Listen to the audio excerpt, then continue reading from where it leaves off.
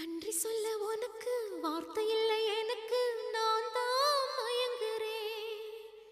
காலமுள்ள வரைக்கும் காலடியில் கிடக்க நான் தான் விரும்புறேன். நெடுங்காலம் நான் புரிஞ்ச தவத்தாலே நீ கிடைச்ச பசும் பொன்ன பித்தளையா தவறாக நான் நினைச்சேன்.